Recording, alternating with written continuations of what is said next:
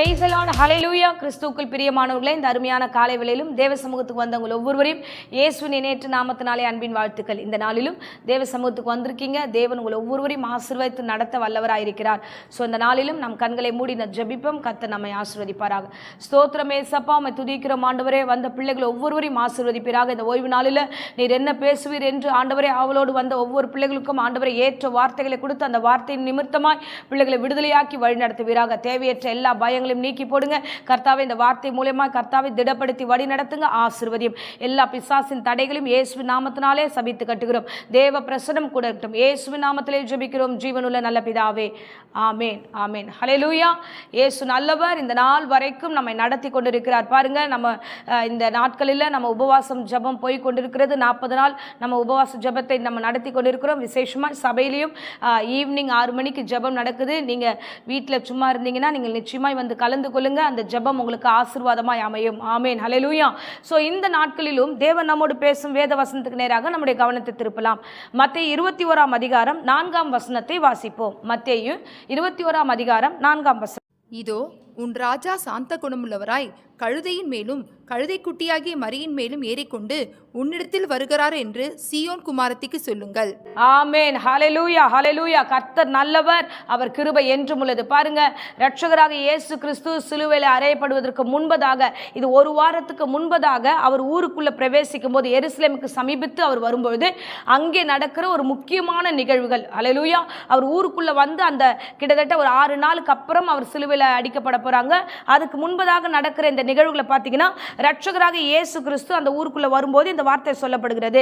So சீயோன் குமாரத்திகளே, நீங்கள் மகிழ்ந்து நீங்கள் மகிழ்ச்சியா இருங்க, உங்கள் இரட்சகராகிய தேவன் வருகிறார். அங்க பார்த்தீங்கன்னா அவர் கழுதையின் மேலும் கழுதை குட்டியின் மேலும் அவர் பவனித்து வருகிறார் என்று இந்த வேளையில வேதம் சொல்லுகிறது. ஆமென். ஹல்லேலூயா. நமக்காக அவர் எப்படிப்பட்டவராய் வருகிறார்னா, இதை கிட்டத்தட்ட 500 ஆண்டுகளுக்கு முன்பதாகவே சகரியா தீர்க்கதரிசி மூலமா நமக்கு முன்னறிவிக்கப்பட்டது. அவர் எப்படிப்பட்டவராய் வருகிறார்னா, நீதி உள்ளவராய் நம்முடைய ஜனங்களை மீட்டெடுக்கிறவராக ஒரு இரட்சகராக அவர் வருவார் என்று தீர்க்கதரிசியால உரைக்கப்பட்டது. நம்ம வாசிப்போம். சகரியா 9 அதிகாரம் 9 வசனம். சீயோன் குமாரத்தியே மிகவும் களிக்கூறு, எருசலேம் குமாரத்தியே கெம்பீரி. இதோ உன் ராஜா உன்னிடத்தில் வருகிறார். அவர் நீதியுள்ளவரும் ரட்சிக்கிறவரும் தாழ்மையுள்ளவரும் கழுதையின் மேலும் கழுதை குட்டியாகிய மரியின் மேலும் ஏறி வருகிறவருமாய் இருக்கிறார். ஆமென். ஹல்லேலூயா. ஒரு தீர்க்கதரிசி முன்னதாக அறிவிக்கப்பட்டபடியே இயேசு கிறிஸ்து வருகிறார். அவர் நீதி உள்ளவராக, நியாயம் உள்ளவராக, தாழ்மை உள்ளவராக, தம்முடைய பிள்ளைகளை ரட்சிக்கிறவராக வந்திருக்கிறார். ஆமென். ஹல்லேலூயா. என் தேவனாகிய கர்த்தர் உங்களை ரட்சிக்க வந்திருக்கிறார். இன்றைய பொழுதுல கர்த்தராகிய தேவன் இந்த பிரசங்கத்து மூலமாய் உங்களோடு ஆண்டவர் பேச விரும்புகிறார். பாருங்க, நீங்க எந்தெந்த காரியத்தில் நீங்கள் இடைப்பட்டு ஆண்டவரே என்னை காப்பாற்றுங்க ஆண்டவரேன்னு சொல்லி புலம்பி அழுது கொண்டிருக்கிறீர்களோ, எல்லா காரியத்திலிருந்தும் கர்த்தர் உங்களை ரட்சிக்க அவர் வல்லவராய் இருக்கிறார். ஆமென். ஹல்லேலூயா. இன்னைக்கு தீர்க்க தரிசனமாய் உங்களோடு கூட என் தேவனாகிய கர்த்தர் பேச விரும்புகிறார். பாருங்க, அவரு கிராமத்துக்குள்ள பிரவேசிக்கும் போதே சீஷர்கிட்ட ஒரு வார்த்தை சொல்லுகிறார். நீங்க கிராமத்துக்குள்ள போனீங்கன்னா அங்கே கழுதை கட்டி இருக்கும். அந்த கழுதையை நீங்க வந்து கட்டவிழ்த்துட்டு வாங்க. அங்க இருக்கிற அந்த எஜமான் கேட்பான், ஏன் நீங்க கட்டவிழ்க்கிறீங்கன்னு கேட்டா, இது என் தேவனுக்கு வேணும் நீங்க சொல்லுங்க, என் எஜமானுக்கு வேணும் நீங்க சொல்லுங்க அப்படின்னு சொல்லுவான். நம்ம வாசிக்கலாம். மத்தேயு நம்ம 21 அதிகாரம் 2-3 வசனங்களை நாம் வாசிப்போம். உங்களுக்கு எதிரே இருக்கிற கிராமத்துக்கு போங்கள். போனவுடனே அங்கே ஒரு கழுதையும் அதனோடே ஒரு குட்டியும் கட்டியிருக்க காண்பீர்கள். அவைகளை அவிழ்த்து என்னிடத்தில் கொண்டு வாருங்கள். ஒருவன் உங்களுக்கு ஏதாகிலும் சொன்னால் இவைகள் ஆண்டவருக்கு வேண்டும் என்று சொல்லுங்கள். உடனே அவைகளை அனுப்பிவிடுவான் என்று சொல்லி அவர்களை அனுப்பினார். ஆமென். ஹல்லேலூயா. பாருங்க, தேவனுடைய வார்த்தை நம்ம வாசிக்கிறோம். அங்க கட்டி இருக்கிற கழுதையை நீங்கள் காண்பீர்கள். ஆமென். இந்த நாட்களில் அப்படிதான் பலவிதமான கட்டுகள் நிமித்தமாக அநேக ஜனங்கள் கட்டப்பட்டிருக்கிறாங்க. சோர்ந்து போயிருக்கிறாங்க. ஆண்டவரே, இந்த வியாதியின் கட்டிலிருந்து என்னால் வெளியில வர முடியல. ஆண்டவரே, இந்த பண பிரச்சனை நிமித்தமாக நாங்கள் போராடி கொண்டிருக்கிறோம். இதுல இருந்து எங்களால் வெளியில வர முடியல. ஒரு சிலர் மந்திரத்தினாலும் மாயத்தினாலும் தேவையற்ற விதமான மாந்திரிகத்தினாலும் கட்டப்பட்டிருக்கிறோம். ஆண்டவரே, யார் எங்களை விடுதலை ஆக்குவா எங்களுக்கு தெரியலன்னு சொல்லிட்டு பல பேர் இந்த வேளையில் அழுது கொண்டிருக்கிறார்கள். இயேசு கிறிஸ்து ஏன் வந்தாருன்னா, தம் பிள்ளைகளை விடுதலையாக்கும்படியாக. அதுதான் நம்ம சகரியால வாசிச்சோம். அவர் ரட்சிக்கும்படியாய் வந்தார், விடுதலையாக்கும்படியாய் வந்தார், உங்களுக்கு நியாயம் செய்யும்படியாய் வந்தார். எங்கெல்லாம் கட்டுகள் இருக்கிறதோ, எங்கெல்லாம் கட்டப்பட்டார்களோ, எங்கெல்லாம் ஆண்டவரே எங்களுக்கு விடுதலை இல்லாம நாங்க இருக்கிறோம், ஆண்டவரே எங்க வாழ்க்கையில் எந்த இடத்துல விடுதலை வரும் நாங்கள் எதிர்பார்த்து காத்திருக்கிறோம், இன்னமும் விடுதலை வரலனா, என் தேவனாகிய கர்த்தர் உங்களுக்காக ராஜரிகமாய் அவர் உங்களுக்குள்ளாய் கடந்து வருகிறார். ஆமென். அல்லேலூயா. நீங்கள் கட்டவிழுங்கள் என்று தேவனாகிய கர்த்தர் சொல்கிறார். வசனம் சொல்கிறது, சத்தியத்தை அறிவீர்கள், சத்தியம் உங்களை விடுதலையாக்கும்.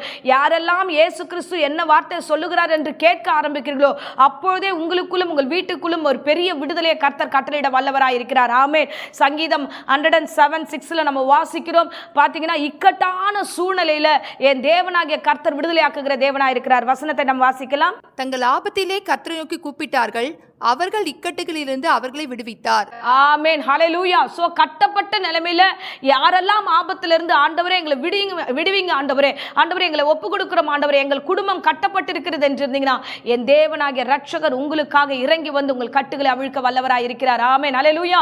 பாத்தீங்கன்னா, அந்த இடத்துல கட்டப்பட்டவங்க அங்கேயே இருக்காங்க. அவங்களால வெளியில வர முடியாது, அந்த சூழ்நிலை விட்டு கடந்து வெளில வர முடியாது. அப்ப அங்க இருக்கிற ஜனங்க விடுதலையாக்க வேண்டும் என்ற எண்ணத்தோடு அங்க இருக்கிறார்கள் என்ப அறிந்து கர்த்தர் தான் தேடி வந்தார். இயேசு ரட்சகர் தான் தேடி வருகிறார். ஆமென். ஹல்லேலூயா. இங்க கழுதையை குறித்து நம்ம வாசிக்கிறோம் பாருங்க. அந்த கழுதையுடைய நிலைமை எப்படிப்பட்டதா இருக்குதுன்னா, அது முற்றத்துல இருக்குது, வெளியில இருக்கு, அது எல்லாராலும் புறக்கணிக்கப்பட்டதா இருக்குது, கட்டப்பட்ட ஒரே நிலையில இருக்கு. இதுவரைக்கும் அது மேல, அந்த கழுதையின் மேல ஒருவரும் ஏறிடாத ஒரு கழுதையாக அந்த இடத்துல காணப்படுகிறது. ஹல்லேலூயா. யாருமே அந்த கழுதையை பெரிய அளவுல கன்சிடர் பண்ணல. கட்டி அது தனக்காக அடிமையாக்கப்பட்டிருந்தாங்க. அடிமையான தனத்திலிருந்து கர்த்தர் விடுதலையாக்குகிறார். ஆமென். ஹல்லேலூயா. ஹல்லேலூயா. கர்த்தர் நல்லவர். இந்த நாளில் அப்பேற்பட்ட தேவன் தான் இந்த அடியேனையும் கர்த்தர் விடுதலையாக்கி நடத்தினார். அந்த தேவன் உங்களையும் விடுதலையாக்குவார். பாருங்க, நீங்கள் எந்த நிலையில இருந்தாலும் அவர் உங்கள் கட்டுகளை அவிழ்ப்பார். ஆமென். ஹல்லேலூயா. ஹல்லேலூயா. கர்த்தர் நல்லவர், கர்த்தர் நல்லவர். நீங்க பாத்தீங்கன்னா, இந்த கழுதையை குறித்து எப்படி சொல்லப்படுதுன்னா, யூதர்களுடைய பழமையில, பழங்காலத்திலிருந்தே இஸ்ரவேல் ஜனங்களுக்குள்ள யூதர்கள் எப்படிப்பட்டவங்கன்னா, ராஜா கழுதையின் மேலதான் வருவார். சோ குதிரை யுத்தத்துக்கு போறவங்க தான் குதிரையில போவாங்க. ஆனா ராஜா எப்படிப்பட்டவரான கழுதையின் மேலதான் வருவார். தாவீது சாலமோனை அபிஷேகம் பண்ணும்போது பாத்தீங்கன்னா, தாவீது சொல்லி அனுப்புகிறார், நீங்க போய் கழுதையின் மேல என் பிள்ளையை நீங்க சேனம் வைத்து கழுதை மேல ஏற்றிக்கொண்டு அவனை கொண்டு வர வேண்டும் என்று. நீங்க தொடர்ந்து எல்லா இடத்துலையும் பார்த்தா ராஜாக்கள் அந்த நாட்கள்ல யூதருடைய முறைமையின்படி அவர்கள் கழுதையில வந்தார்கள் என்று வேதம் சொல்லுகிறது. ஹல்லேலூயா. சோ மேன்மையாய் நடத்துவதற்கு அந்த கழுதையை அந்த நாட்கள்ல பயன்படுத்தினாங்க. ஆனா இந்த நாட்கள் பாத்தீங்கன்னா, கழுதை அற்பமா நினைக்கிறாங்க, கழுதை ஒன்றுக்கும் பிரயோஜனம் இல்லைன்னு நினைக்கிறாங்க. இது கழுதி கன்சிடர் பண்ணவே மாட்டோம். இப்போ நம்ம ஊர்ல எல்லாம் பார்த்தோன்னா கழுதைன்னு அற்பமா பார்ப்போம். அது ஏதோ ஒரு மூலையில நின்றுட்டு இருக்கும், அதை பார்க்கவே பரிதாபமா இருக்கும். அப்பேற்பட்ட நிலைமையில தான் இன்றைக்கு அநேகருடைய வாழ்க்கையும் மாறிடுச்சு. முன்ன காலத்தை விட இந்த காலம், கடைசி காலகட்டத்தில் பாவம் பெருகிடுச்சு, அநியாயம் பெருகிடுச்சு, அக்கிரமம் பெருகிடுச்சு, ஒவ்வொருடைய வாழ்க்கையின் தரங்கள் எல்லாம் மாறி போச்சு. ஒருத்தருக்கு ஒருத்தர் பார்க்கும்போதே அற்பமாய் பார்க்கிற ஒரு சூழ்நிலை தள்ளப்பட்டோம். ஹல்லேலூயா. ஹல்லேலூயா. இப்பேற்பட்ட வாழ்க்கை யாராகிலும் தள்ளப்பட்ட வாழ்க்கையில வாழ்ந்துகிட்டு இருந்தேனா, என் தேவனாகிய கர்த்தர் இன்று உங்களை விடுதலை ஆக்குவார். ஆமென். இன்று முதல் உங்களுக்கு ஆசீர்வாதம் உண்டாகும். எதை குறிச்சும் பயப்படாதீங்க, தைரியமா இருங்க, விசுவாசத்தோட இருங்க. ஆண்டவரே, நான் இந்த நிலையில இருந்து தான் இந்த பிரசங்கத்தை கேட்கிறேன்னா, உங்கள் கட்டுகள் எதுவானாலும் சரி, அந்த கட்டுகளை கர்த்தர் அவிழ்த்து விடுவார். ஆமென். அப்படி யாராகிலும் தடை பண்ணா, இல்ல இல்ல இது அனுப்ப முடியாது, இந்த விடுதலை கொடுக்க முடியாது, இது என்னுடைய வீட்டுல நான் கொண்டு வந்த பொருள், இது நான் கொண்டு வந்த மனுஷர்கள், இவங்க எனக்கு அடிமைகளா நான் கொண்டு வந்திருக்கிறேன், இவங்க எனக்கு வேணும் என்று யாராவது உங்களை உரிமை பாராட்டினா, அங்கே இயேசு கிறிஸ்து ஒரே ஒரு வார்த்தை சொல்லி அனுப்புகிறார், இந்த கழுதை எனக்கு வேண்டும் என்று. வாசிக்கலாம். 3ஆம் வசனத்தை வாசிப்போம். ஒருவன் உங்களுக்கு ஏதாகிலும் சொன்னால், இவைகள் ஆண்டவருக்கு வேண்டும் என்று சொல்லுங்கள், உடனே அவைகளை அனுப்பிவிடுவான் என்று சொல்லி அவர்களை அனுப்பினார். ஆமென். ஹல்லேலூயா. அருமையான வார்த்தை பாருங்க.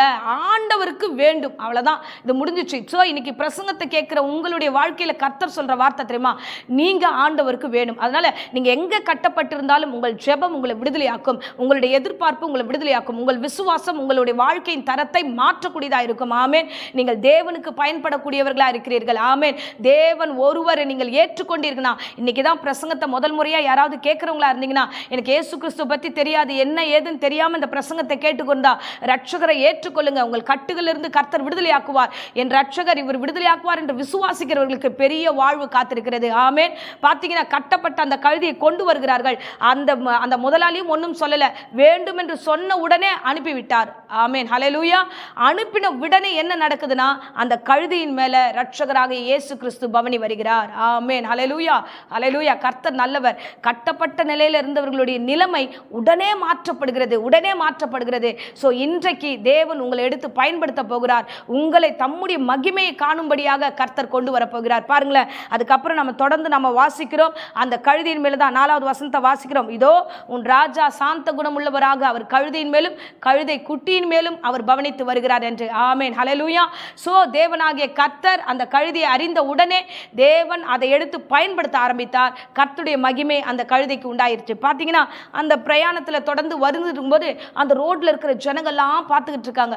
எல்லாரும் பார்க்குறாங்க, யூதர்களுக்கு ராஜா, இஸ்ரவேல் ராஜா இவர் தான் அப்படின்னு அவங்களுக்குள்ள ஒரு மைண்ட் செட். ஏன்னா இயேசு கிறிஸ்து நிறைய அற்புதம் அந்த நாட்களில் செய்ததுனால ஜனங்களுக்குள்ள ஒரு மைண்ட் செட். ரோமர்கள் நம்மளை அடிமைப்படுத்துறாங்க, இயேசு கிறிஸ்து உள்ள வருகிறார், அற்புதம் செய்கிறார், அப்போ யூதர்களுக்கு இவர் தான் ராஜா அப்படின்ற மைண்ட் செட்டில் அவரை வரவேற்கிறாங்க. அவரை வரவேற்கும் போது பயங்கர உற்சாகம், அற்புதம் செய்கிறவர் ஆச்சே இவர் அப்படின்னு பயங்கர உற்சாகத்தோடு கூட அவர் கழுதையின் மேலே பவனித்து வருகிறார். கட்டப்பட்ட கழுதியா அது வந்தபொழுது அது மேலே இயேசு கிறிஸ்து உட்கார்ந்து அது உள்ள ஊருக்குள்ள வரும்பொழுது அங்கே என்ன ஒரு அற்புதம் நடக்க தெரியுமா? 7வது வசனத்தையும் 8வது வசனத்தையும் நம்ம வாசிக்கலாம். கழுதையும் குட்டியும் கொண்டு வந்து அவைகள் மேல் தங்கள் வஸ்திரங்களை போட்டு அவரை ஏற்றினார்கள். திரளான ஜனங்கள் தங்கள் வஸ்திரங்களை வழியிலே விரித்தார்கள். வேறு சிலர் மரக்கிளைகளை தரித்து வழியிலே பரப்பினார்கள். முன் நடப்பாரும் பின் நடப்பாரும் ஆகிய திரளான ஜனங்கள் தாவீதின் குமாரனுக்கு ஓசன்னா, கர்த்தரின் நாமத்தினாலே வருகிறவர் ஸ்தோத்திரிக்கப்பட்டவர், உன்னதத்திலே ஓசனா என்று சொல்லி ஆர்ப்பரித்தார்கள். ஆமென், ஹல்லேலூயா. கர்த்தர் நல்லவர். சோ பவனி வருகிற வேளையில வழியில நல்லா வழி நடுக்க அது வரைக்கும் அந்த கழுதை எப்படிப்பட்ட ஒரு சுச்சுவேஷன்ல இருந்ததுன்னா அதை கண்டுக்கவும் இல்லை. அது தெருமுனையில கட்டி வச்சிருக்கிறாங்க. அதனுடைய நிலைமை ஐயோ பாவன் இருந்தது. ஆனா இயேசுவை ஏற்றுக்கொண்ட அந்த கழுதை, இயேசுக்கு தன் இடத்தை ஒப்பு கொடுத்த அந்த கழுதைக்கு என்ன ஒரு மகிமை தெரியுமா? வழி நடுக்க தங்கள் ஜனங்கள் தங்கள் போட்டிருந்த வஸ்திரத்தை போடுறாங்க. இப்போ இவ்வளோ நாள் அது வேற வெறுமையா அந்த காலோட அந்த காடுலையும் மலை மேலையும் அது நடந்து சுத்திட்டு இருந்துச்சு. இப்போ வஸ்திரத்தின் மேலையும் அந்த இலைகள் மேலையும் நடக்குது. அல்லேலூயா. தேவனை வந்து மகிமைப்படுத்துறாங்க ஜனங்க, சரிங்களா? அவர் ரட்சகர், ஓசனா ஓசனா என்று சொல்லி அவரை வந்து பாடி புகழ்ந்து இயேசு கிறிஸ்துவை மகிமைப்படுத்துகிறாங்க. ஆனா அந்த மகிமைப்படுவதற்கு முன்பதாக யார் மேல ஏறி உட்காந்துருக்கிற? அந்த கழுதை மேலதான். எந்த கழுதை கட்டப்பட்டு தெருமுனையில என்னை யார் விடுவிப்பான்னு காத்திருந்தாங்களோ அந்த கழுதையை தேவன் தொட்டார். அல்லேலூயா. அந்த கழுதை தனக்காக தெரிந்து கொண்டார். அந்த கழுதியை கொண்டு வந்து அதுக்கு இப்போ என்னன்னா ராஜா நடக்க நடக்க அதுக்கு யாரமா நடக்குது. வா, இவ்வளவு நாள் கல்லு மண்ணு மேல நடந்த அந்த கழுதை இப்போ மகிமையா நடக்குது, வஸ்திரத்தின் மேல நடக்குது. அதுக்கு ஒரு ஆச்சரியம் பாருங்க. ஆமென், ஹல்லேலூயா. இயேசுவை ஏற்றுக்கொள்கிற ஒவ்வொருடைய வாழ்க்கையிலும் கர்த்தர் மேன்மை வைத்திருக்கிறார். ஆமென், ஹல்லேலூயா. சோ பயப்படாதே, உன்னை மீட்டுக்கொண்டேன், உன் பேர் சொல்லித்து நீ என்னுடையவள் என்று சொல்லி மாத்திரமல்ல, உன் பேரை நான் மகிமைப்படுத்துவேன், மேன்மைப்படுத்துவேன் என்றும் கர்த்தராகிய தேவன் இந்த வேளையில சொல்லுகிறார். ஏன்னா நீங்க அவரை ஏற்றுக்கொள்ளுகிறீங்க. நீங்க ஏற்றுக்கொள்ளும் போதே அவர் அழைத்திருக்கிறார், உன் பேர் சொல்லி அழைத்திருக்கிறார், கர்ப்ப பிறப்பிலிருந்து அழைத்திருக்கிறார். நீ வந்திருக்கிற இடம் சரியானது. இந்த பிரசங்கத்தை கேட்கிறவங்களே, உங்களுடைய அழைப்பு மகிமையானது. உங்களை ஏற்றுக்கொண்டவர் என்ன பண்ண போறார்னா, நீங்கள் அநேகருக்கு முன்பதாக சாட்சிகளாய் மகிமை உள்ளவர்களாக உயர்த்தப்பட்டவர்களாக என் தேவன் உங்களை வழி நடத்துவார். ஆமென், ஹல்லேலூயா. ஸோ ராஜா பவனித்து வந்த வழியில் அந்த கழுதைக்கு ஒரு மேன்மை வந்தது. அந்த கழுதையை கர்த்தர் ஆசீர்வதித்ததை அநேக ஊர் ஜனங்கள் அன்றைக்கு தெரிந்தார்கள். ஹல்லேலூயா. என் தேவனாகிய கர்த்தர் இந்த பிரசங்கத்து மூலமாக உங்களோடு கூட பேசியிருக்கிறார். தேவன் உங்களை ரட்சித்திருக்கிறார், உங்களை ஆசீர்வதித்திருக்கிறார், கட்டப்பட்ட நிலைமைகளை சூழ்நிலைகளை மாற்றினார், உங்களுடைய இக்கட்டிலிருந்து விடுதலையாக்கி உங்களை மேன்மையாய் வைப்பார். ஆமென். தேவனுக்கு இடம் கொடுங்கள். அவர் ராஜா உன்னுடைய வாழ்க்கையிலும் உங்களுடைய குடும்பத்தின் வாழ்க்கையிலும் அவர் பெரிய காரியங்களை செய்து ஆசீர்வதிப்பார். ஆமென். இப்பொழுது மடியேன் உங்களுக்காக ஜெபிக்கிறேன். இருந்த இடங்களில் கண்களை மூடி ஜெபிப்போம். ஸ்தோத்திரம் ஏசப்பா, இந்த அருமையான தருணத்தில் ஆண்டவரே இந்த பிரசங்கத்தை கேட்ட ஒவ்வொரு பிள்ளைகளுக்காக ஜெபிக்கிறோம். ஆண்டவரே அப்பா, நான் கட்டப்பட்டு இருக்கிற ஆண்டவரே இந்த அடிமைத்தனத்திலிருந்து யார் என்னை விடுதலை aqua?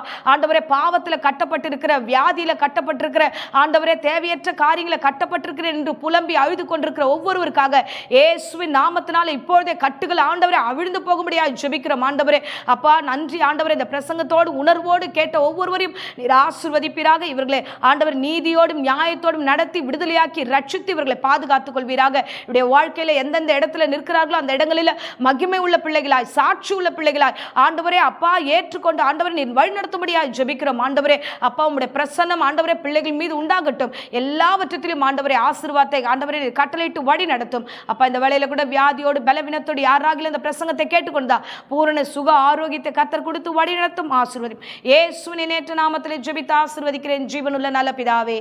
Amen, amen. Praise the Lord. God bless you.